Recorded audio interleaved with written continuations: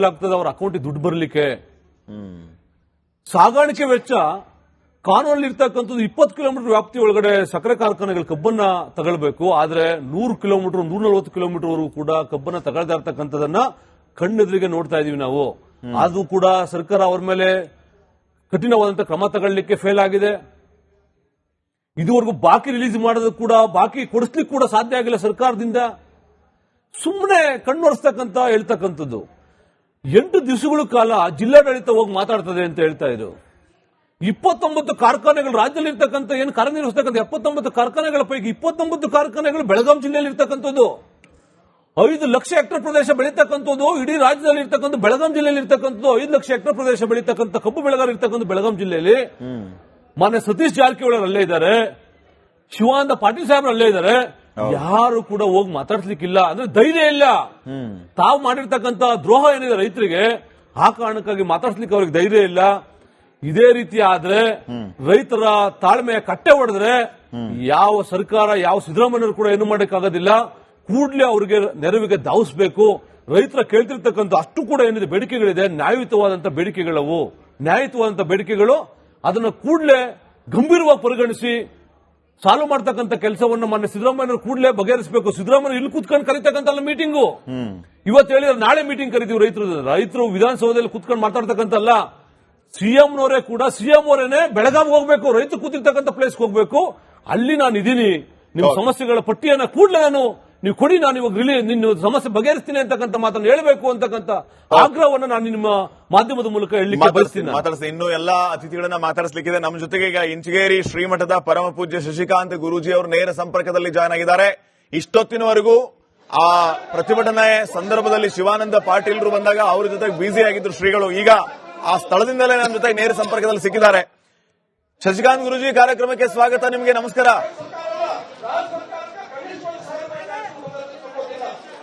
ನಮಸ್ಕಾರ ಸರ್. ನಮಸ್ಕಾರ. ಏನೇನಾಯ್ತು? ಶಿವಾನಂದ ಪಾಟೀಲ್ರು ಬಂದಿದ್ರು, ಈ ಸಂದರ್ಭದಲ್ಲಿ ಏನಾಯ್ತು? ನಿಮ್ಮ ಬೇಡಿಕೆ ಏನು, ಏನ್ ಕಂಡೀಷನ್? ಅದಕ್ಕೆ ಸರ್ಕಾರ ಶಿವಾನಂದ ಪಾಟೀಲ್ ಒಪ್ಪಿದ್ರ? ಏನಾಯ್ತು ಸರ್? ಶಿವಾನಂದ ಪಾಟೀಲ್ ಇವತ್ತು ವೇದಿಕೆಗೆ ಬಂದಿದ್ರು.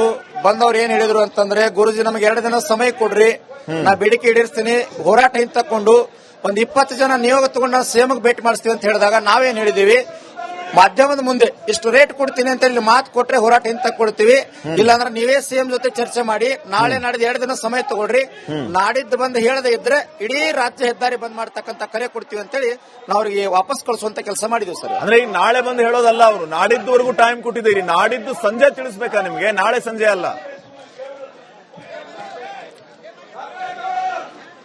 ನಾಡಿದ್ದು ಸಂಜೆ ಸರ್.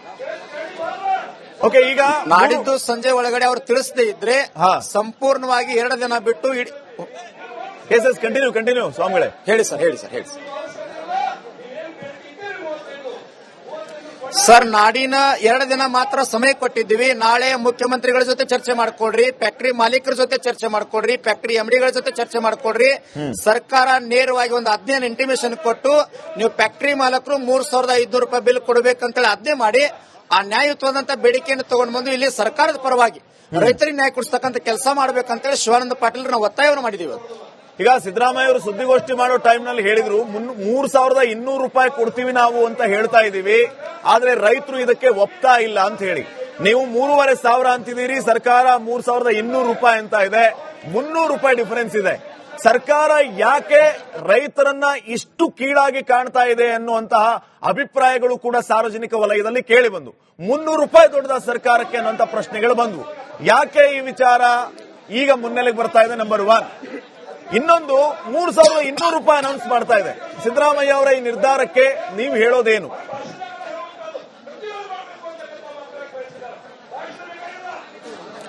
ಸರ್, ಸನ್ಮಾನ್ಯ ಸಿದ್ದರಾಮಯ್ಯನವರಿಗೆ ನಾನು ಎಲ್ಲಾ ರೈತರ ಪರವಾಗಿ ವಿನಂತಿ ಮಾಡಿಕೊಡ್ತೀನಿ.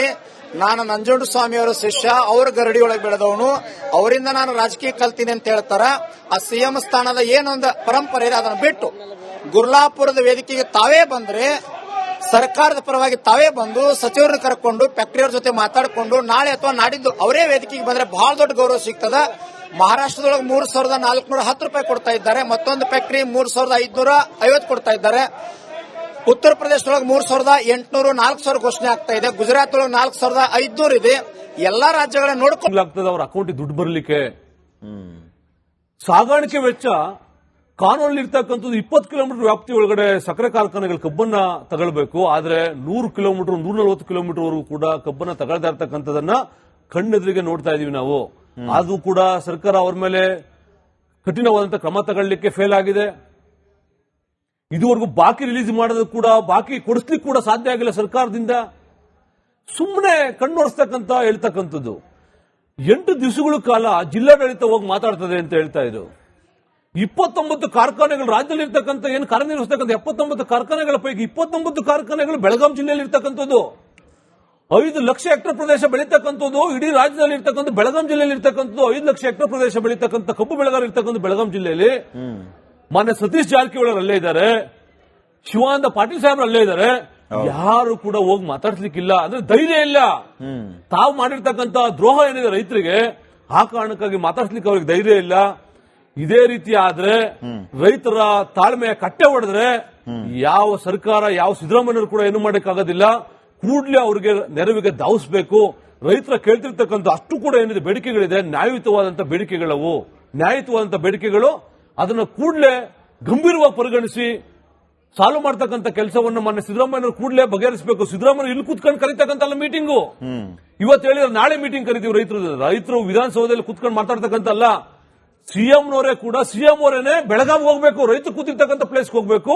ಅಲ್ಲಿ ನಾನು ಇದೀನಿ, ನಿಮ್ಮ ಸಮಸ್ಯೆಗಳ ಪಟ್ಟಿಯನ್ನ ಕೂಡಲೇ ನೀವು ಕೊಡಿ, ನಾನು ಇವಾಗ ನಿನ್ನ ಸಮಸ್ಯೆ ಬಗೆಹರಿಸ್ತೀನಿ ಅಂತಕ್ಕಂಥ ಮಾತನ್ನು ಹೇಳಬೇಕು ಅಂತಕ್ಕಂಥ ಆಗ್ರಹವನ್ನು ನಾನು ನಿಮ್ಮ ಮಾಧ್ಯಮದ ಮೂಲಕ ಹೇಳಲಿಕ್ಕೆ ಬಯಸ್ತೀನಿ. ಇನ್ನು ಎಲ್ಲಾ ಅತಿಥಿಗಳನ್ನ ಮಾತಾಡಿಸ್ಲಿಕ್ಕಿದೆ. ನಮ್ಮ ಜೊತೆಗೆ ಈಗ ಇಂಚಗೇರಿ ಶ್ರೀಮಠದ ಪರಮ ಪೂಜ್ಯ ಶಶಿಕಾಂತ್ ಗುರೂಜಿ ಅವರು ನೇರ ಸಂಪರ್ಕದಲ್ಲಿ ಜಾಯ್ನ್ ಆಗಿದ್ದಾರೆ.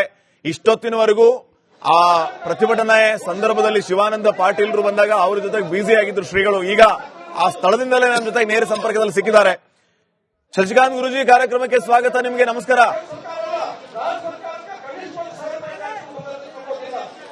ನಮಸ್ಕಾರ ಸರ್. ನಮಸ್ಕಾರ. ಏನೇನಾಯ್ತು? ಶಿವಾನಂದ ಪಾಟೀಲ್ರು ಬಂದಿದ್ರು, ಈ ಸಂದರ್ಭದಲ್ಲಿ ಏನಾಯ್ತು? ನಿಮ್ಮ ಬೇಡಿಕೆ ಏನು, ಏನ್ ಕಂಡೀಷನ್? ಅದಕ್ಕೆ ಸರ್ಕಾರ ಶಿವಾನಂದ ಪಾಟೀಲ್ರು ಒಪ್ಪಿದ್ರ? ಏನಾಯ್ತು ಸರ್? ಶಿವಾನಂದ ಪಾಟೀಲ್ ಇವತ್ತು ವೇದಿಕೆಗೆ ಬಂದಿದ್ರು. ಬಂದವ್ರು ಏನ್ ಹೇಳಿದ್ರು ಅಂತಂದ್ರೆ, ಗುರುಜಿ ನಮಗೆ 2 ದಿನ ಸಮಯ ಕೊಡ್ರಿ, ನಾ ಬೇಡಿಕೆ ಈಡೇರಿಸ್ತೀನಿ, ಹೋರಾಟ ಹಿಂತಕೊಂಡು ಒಂದು 20 ಜನ ನಿಯೋಗ ತಗೊಂಡು ನಾವು ಸಿಎಂಗೆ ಭೇಟಿ ಮಾಡಿಸ್ತೀವಿ ಅಂತ ಹೇಳಿದಾಗ ನಾವೇನ್ ಹೇಳಿದೀವಿ, ಮಾಧ್ಯಮದ ಮುಂದೆ ಇಷ್ಟು ರೇಟ್ ಕೊಡ್ತೀನಿ ಅಂತ ಹೇಳಿ ಮಾತು ಕೊಟ್ರೆ ಹೋರಾಟ ಹಿಂತಕೊಳ್ತೀವಿ, ಇಲ್ಲಾಂದ್ರೆ ನೀವೇ ಸಿಎಂ ಜೊತೆ ಚರ್ಚೆ ಮಾಡಿ ನಾಳೆ ನಾಡಿದ್ದು 2 ದಿನ ಸಮಯ ತಗೊಳ್ರಿ, ನಾಡಿದ್ದು ಬಂದು ಹೇಳದೇ ಇದ್ರೆ ಇಡೀ ರಾಜ್ಯ ಹೆದ್ದಾರಿ ಬಂದ್ ಮಾಡ್ತಕ್ಕಂಥ ಕರೆ ಕೊಡ್ತೀವಿ ಅಂತೇಳಿ ನಾವು ಅವ್ರಿಗೆ ವಾಪಸ್ ಕಳಿಸುವಂತ ಕೆಲಸ ಮಾಡಿದ್ವಿ ಸರ್. ಅಂದ್ರೆ ಈಗ ನಾಳೆ ಬಂದು ಹೇಳೋದಲ್ಲ, ಅವರು ನಾಡಿದ್ದುವರೆಗೂ ಟೈಮ್ ಕೊಟ್ಟಿದ್ದೀರಿ. ನಾಡಿದ್ದು ಸಂಜೆ ತಿಳಿಸ್ಬೇಕಾ ನಿಮ್ಗೆ? ನಾಳೆ ಸಂಜೆ ಅಲ್ಲ, ನಾಡಿದ್ದು ಸಂಜೆ ಸರ್. ಓಕೆ. ಈಗ ನಾಡಿದ್ದು ಸಂಜೆ ಒಳಗಡೆ ಅವ್ರು ತಿಳಿಸದೇ ಇದ್ರೆ ಸಂಪೂರ್ಣವಾಗಿ 2 ದಿನ ಬಿಟ್ಟು ಕಂಟಿನ್ಯೂ ಸ್ವಾಮಿಗಳೇ. ಹೇಳಿ ಸರ್. ಹೇಳಿ ಸರ್. ಹೇಳಿ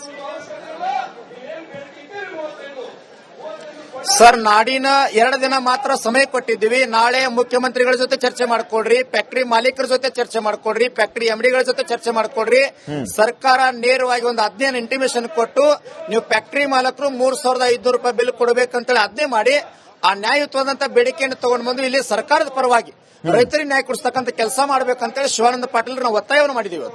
ಈಗ ಸಿದ್ದರಾಮಯ್ಯ ಅವರು ಸುದ್ದಿಗೋಷ್ಠಿ ಮಾಡೋ ಟೈಮ್ ನಲ್ಲಿ ಹೇಳಿದ್ರು 3,200 ರೂಪಾಯಿ ಕೊಡ್ತೀವಿ ನಾವು ಅಂತ ಹೇಳ್ತಾ ಇದೀವಿ, ಆದ್ರೆ ರೈತರು ಇದಕ್ಕೆ ಒಪ್ತಾ ಇಲ್ಲ ಅಂತ ಹೇಳಿ. ನೀವು 3,500 ಅಂತಿದ್ದೀರಿ, ಸರ್ಕಾರ 3,200 ರೂಪಾಯಿ ಅಂತ ಇದೆ. 300 ರೂಪಾಯಿ ಡಿಫರೆನ್ಸ್ ಇದೆ. ಸರ್ಕಾರ ಯಾಕೆ ರೈತರನ್ನ ಇಷ್ಟು ಕೀಳಾಗಿ ಕಾಣ್ತಾ ಇದೆ ಅನ್ನುವಂತಹ ಅಭಿಪ್ರಾಯಗಳು ಕೂಡ ಸಾರ್ವಜನಿಕ ವಲಯದಲ್ಲಿ ಕೇಳಿ ಬಂದು 300 ರೂಪಾಯಿ ದೊಡ್ಡದ ಸರ್ಕಾರಕ್ಕೆ ಅನ್ನುವಂತ ಪ್ರಶ್ನೆಗಳು ಬಂದವು.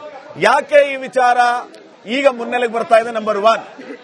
ಇನ್ನೊಂದು 3,200 ರೂಪಾಯಿ ಅನೌನ್ಸ್ ಮಾಡ್ತಾ ಇದೆ ಸಿದ್ದರಾಮಯ್ಯ ಅವರ ಈ ನಿರ್ಧಾರಕ್ಕೆ ನೀವು ಹೇಳೋದೇನು?